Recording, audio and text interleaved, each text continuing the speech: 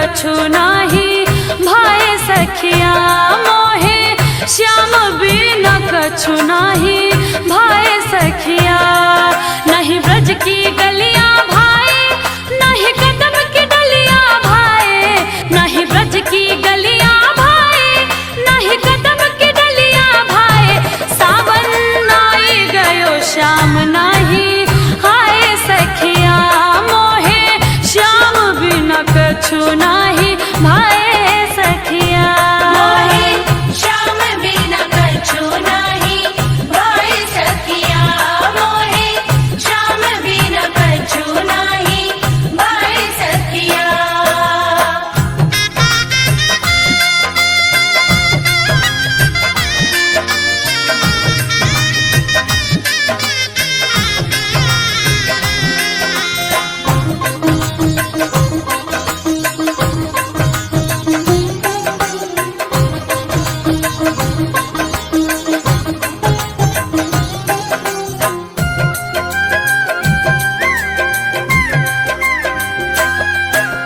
कह के श्याम गयो मथुरा में आ जाऊंगा कल परसों।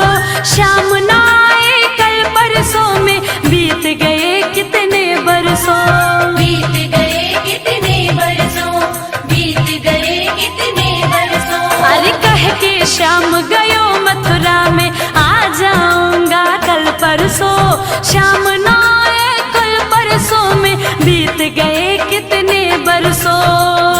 नाही कोई संदेशा पे ठाए सखिया मोहे श्याम बिन कछु नाही भाए सखिया।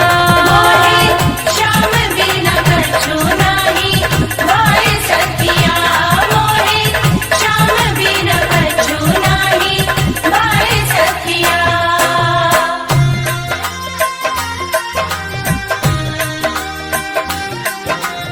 आजा मेरे श्याम, आजा मेरे श्याम।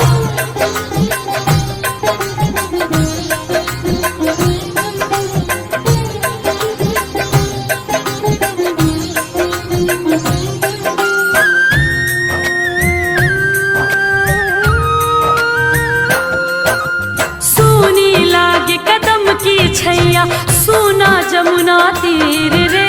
श्याम सावरिया को मन ढूंढे सही न जाए पीर रे। सही न जाए पीर रे, सही न जाए पीर रे। अरे सूनी लागे कदम की छैया सूना जमुना तीर रे। श्याम सावरिया को मन ढूंढे सही न जाए पीर रे।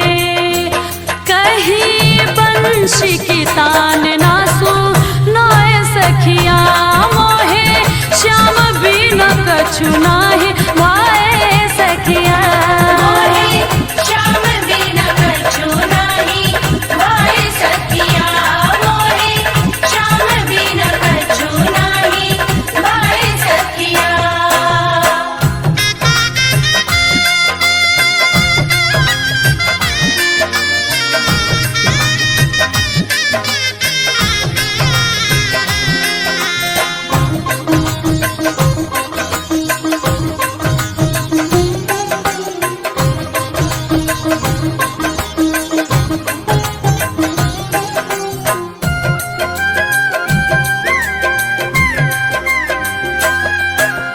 रग रग में मोर श्याम बसे हैं मैं तो दीवानी श्याम की।